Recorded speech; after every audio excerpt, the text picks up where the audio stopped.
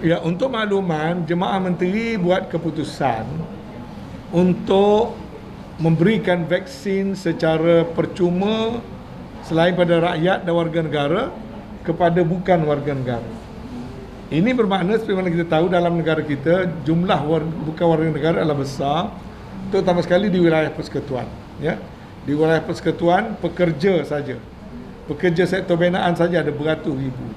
Jadi saya nak memastikan dasar itu memanglah ada meritnya, iaitu kalau kita immunize buat program imunisasi hanya kepada warga negara, penyakit berjangkit tak selesai masalah, kecuali kita lakukan semua pada semua orang yang bermastautin.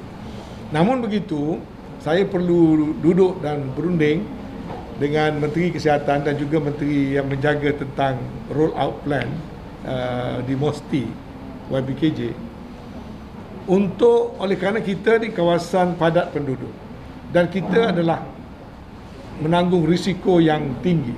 Kita juga live side by side dengan pendatang asing, pemegang kad UNSCR, pekerja-pekerja di site pembinaan yang telah terbukti berlaku kes yang banyak.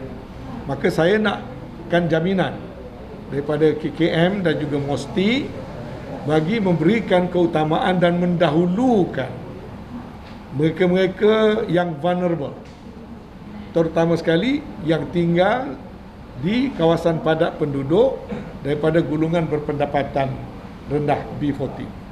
Jadi saya nak pastikan kesemua penghuni PPR ini diberikan keutamaan dan kita bersedia, malah telah pun bekerjasama dengan KKM mengenal pasti pusat-pusat di mana kita menjalankan program vaccination ini, dan kita telah bersetuju di mana sesuai untuk menggunakan dewan-dewan komuniti kita yang berdekatan. Kita nak buat ni kalau boleh tak melibatkan mereka kena ambil transport dan sebagainya.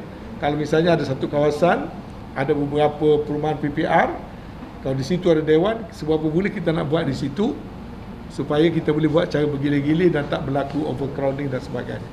Yang penting saya harap sebelum kita memberikan vaksin itu kepada warga asing, saya harap kita dapat memberikan keutamaan kepada mereka yang tinggal di kawasan padat dan juga kawasan risiko tinggi di kalangan warga tempatan. Jadi ini akan saya rundingkan secara terperinci. Perbincangan awal telah kita buat dalam CMC baru-baru ini. Kita telah pun diberi sikit taklimat mengenai apa yang telah disusun setakat ini. Tapi saya nakkan kepastian untuk program secara menyeluruh, sebab roll out plan ini makan masa 1 tahun minimum. Ya. Semua cadangan dah dibawa kepada MOSTI dengan KKM.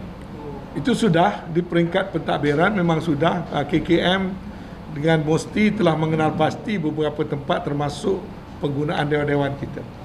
Tapi kita tidak boleh just take for granted, kita kena duduk dan tengok, dan kita perlu memberikan input supaya MOSTI dan KKM dapat melihat daripada sudut wilayah persekutuan kita mahu keutamaan tertentu lah, terutama di kawasan-kawasan yang kita kata tadi lah, high risk areas.